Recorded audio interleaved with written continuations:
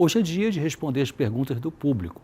Se a sua não foi respondida, espere e ela poderá estar aqui no próximo claramente. Mas eu te convido a dar uma olhada na nossa página na internet para ver se a sua pergunta já não está respondida. Acontece que as pessoas enviam dúvidas, perguntas muito parecidas e talvez você encontre a resposta do assunto da sua pergunta, lá com o nome de outra pessoa ou até anônimo. O assunto vai ser o mesmo, talvez não esteja o seu nome ali. Uma pessoa que não se identificou mandou a seguinte mensagem: eu estive na presença de Deus por 8 anos e, devido aos cuidados do mundo, esfriei na fé e me desviei. Há 1 ano e meio retornei aos caminhos do Senhor, mas desde então não tenho paz. Fui diagnosticada com bipolaridade tipo 2, TAG e TDAH. Faço psicoterapia e tomo medicação. Paira sobre mim uma condenação. Por causa de Hebreus 10, versículo 26, não acredito que há perdão para mim e isso me deixa nervosa, angustiada, ansiosa, depressiva, fico impaciente com as minhas filhas. Não há mais alegria em nada. Mas mesmo pastores me mostrando passagens bíblicas que falam do perdão de Deus, minha mente rebate dizendo que o perdão não é para mim porque eu pequei deliberadamente. Preciso criar minhas filhas pequenas e não posso ficar doente por conta do meu emocional. Estou fazendo atividade física, mas o espiritual vai muito mal e afetando o meu mental por conta da condenação que eu sinto. Ou seria o mental afetando o espiritual? O doutor teria algum conselho para mim? Primeiro de tudo, pense que as suas filhas não têm culpa das suas lutas espirituais e emocionais.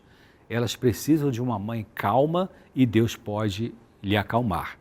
Você precisa se esforçar para não estourar em cima das meninas, porque isso pode contribuir para se criar na mente delas uma falsa culpa, como se elas fossem culpadas do nervosismo da mãe. E elas não são culpadas disso.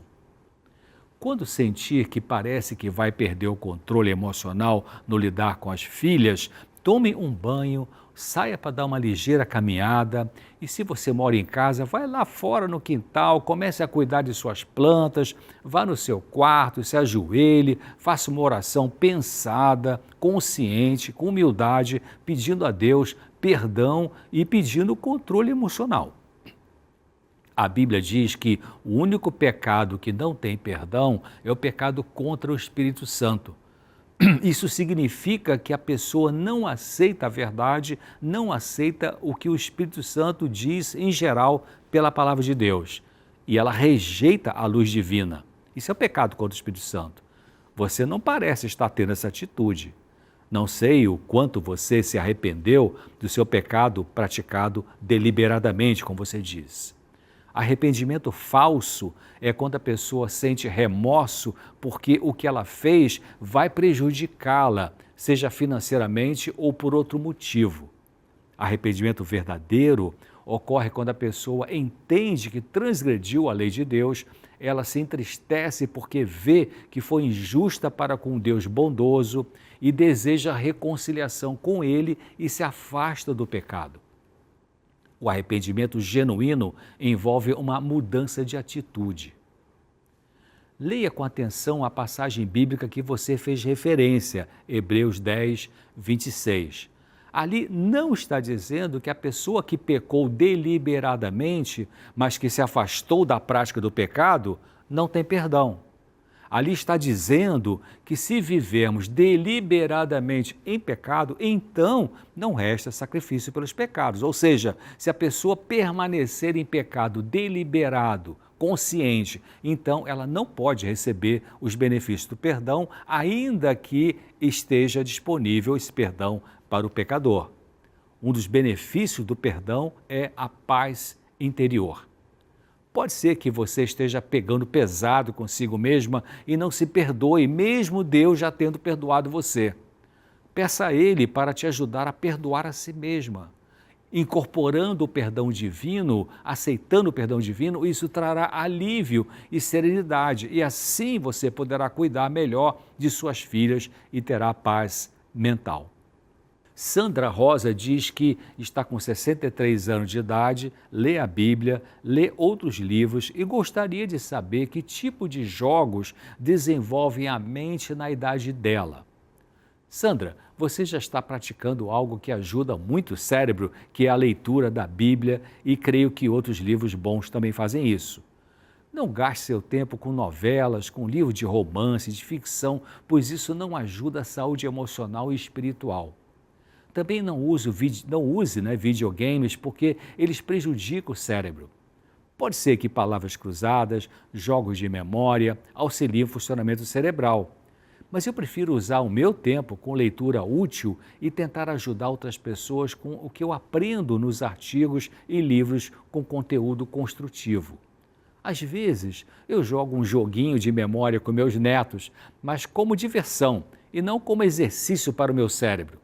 Praticar atividades físicas, de preferência ao ar livre e em meio à natureza, também é importante para a saúde cerebral. Olha esse texto que eu li recentemente que diz assim: cabe a nós exercitar, disciplinar e educar a mente de tal maneira que pensemos de forma espiritual para lidarmos com as coisas invisíveis e eternas, que serão discerníveis pela visão espiritual. Contemplando aquele que é invisível, que é Jesus, podemos fortalecer a mente e revigorar o espírito. Está no livro chamado Nossa Alta Vocação, página 337. Uma mulher que não se identificou disse estar casada há 8 anos e já tem 5 anos que descobriu que seu marido é viciado em jogos e apostas, já tendo perdido carro, dinheiro, fez empréstimos por causa desse vício. Ela diz que pensou no divórcio porque ele não muda e continua nesse vício. Mas ela sofre porque o filho do casal chora muito quando a mãe fala que vai se separar do pai dele. Ela agora senta e conversa com o filho e ele diz que ela pode se separar, que ele vai ajudar a cuidar dela. Mas quando ele chora, quando vê o pai e só volta no dia seguinte por causa do jogo de azar. Por conta disso, diz ela, surgiu nela então a síndrome do pânico. Olha, você está levando esse fardo, pelo seu relato, há 5 anos. Seu marido já era para ter entrado no tratamento especializado para viciados em jogos de azar. Existe até um grupo de ajuda mútua que usa aqueles 12 passos de Alcoólicos Anônimos. Existe um grupo para questões do vício em jogo. Ele pode começar com esse tipo de ajuda, indo nas reuniões desse grupo chamado Jogadores Anônimos. Você pode ver onde tem um grupo na sua cidade ou no site www.jogadoresanonimos.com.br ou ver como participar de reuniões online. Ele precisa entrar em tratamento. Você precisa colocar como condição para continuar seu casamento com ele na dependência dele assumir seriamente um tratamento para esse distúrbio mental. Se ele rejeitar ajuda, então você precisa proteger a si mesma e a seu filho financeiramente e talvez morar sozinho um tempo até ele se tratar. Sem decisões firmes, ele vai continuar a ser dominado pelo vício e manipulando você, mentindo e arrebentando com a vida financeira da família. O amor tem que ser firme e tem que se proteger de pessoas doentes que talvez não queiram ajuda. Ofereça ajuda dizendo que você vai nesse grupo com ele.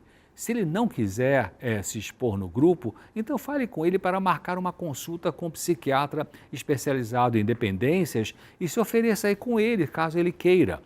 Mas certifique-se de que ele foi na consulta e converse depois sobre qual foi a conduta que o psiquiatra teve, o que prescreveu e acompanhe para ver se ele estará seguindo o tratamento. Ana e Francilene dizem sofrer de insônia. Ana Lima e Francilene Roldão. Ana comentou que só dorme com remédio. Muitas pessoas sofrem de insônia há anos. Isso tem uma base genética parcial, mas pode ser relacionada com conflitos emocionais vividos ao longo dos anos, junto com hábitos nocivos praticados também por muitos anos, como consumo de cafeína, bebidas alcoólicas, sedentarismo, muito consumo de gordura de origem animal, falta de adequada hidratação, entre outros fatores. Parece que o fator principal que produz insônia numa boa parte das pessoas é o estresse devido a preocupações com estudos, saúde, dinheiro. Outros fatores que contribuem para a insônia são ir dormir muito tarde, a morte de uma pessoa importante na sua vida, um divórcio, a perda do emprego, ser vítima de violência no lar, pessoas cujo trabalho exige ou exigia muitas viagens com diferentes fusos horários, ser vítima de bullying na escola ou no trabalho, ficar tirando soneca de dia, fazer o trabalho intelectual tarde da noite, ter e assistir TV no quarto de dormir, jogar videogames de noite, comer alimentos pesados de noite, efeitos colaterais de alguns medicamentos, refluxo gastroesofágico, apneia do sono, tabagismo e outros fatores. Disso que eu citei, veja o que pode ser corrigido e corrija. Assim, o seu cérebro começa a reagir melhor e provavelmente você poderá, pouco a pouco, necessitar de menos dose do medicamento para dormir e, eventualmente, pode nem precisar mais dele na medida em que seu estilo de vida for melhorando com a prática dos 8 princípios de saúde, que são nutrição vegetariana em horários regulares, com no máximo 3 refeições ao dia, sendo bom de jejum, um almoço normal e um lanche à noite leve, dando um intervalo de 5 horas entre uma refeição e outra. Praticar atividades físicas ao ar livre, como caminhadas pelo menos 3 vezes por semana, ingerir água pura longe das refeições, mesmo sem sede, se expor à luz do sol, eliminar o que faz mal para a sua saúde, como cafeína, tabaco, álcool, frituras, respirar ar puro ventilando a sua casa, descansando cada dia sem exigir tarefas demais, cultivando confiança no poder de Deus, de poder que Ele tem de te ajudar. Então comece com isso. A vovó Maria Aparecida pergunta como uma avó exerce autoridade com a neta autista. Ela às vezes muda de comportamento de uma hora para outra. Bom, a senhora não disse a idade da neta, o que pode mudar um pouco a minha resposta dependendo da idade dela. Mas não é o fato dela ser autista que a autoridade não deva ser exercida. Lembrando que praticar autoridade como pais ou avós é diferente de praticar autoritarismo. Se ela extrapolar por conta da doença, explique que ela precisa cooperar com o bom funcionamento da casa e que a senhora precisará agir nesse sentido. Mas o melhor é pedir ajuda aos pais dela e deixar com eles o assunto. Caso ela more com a senhora sem a presença dos pais, então coloque limites firmes, procurando entender como funciona a mente de uma pessoa do espectro autista. Bom, vamos ficar por aqui hoje. Espero você no próximo episódio do Claramente aqui na próxima semana. Até lá.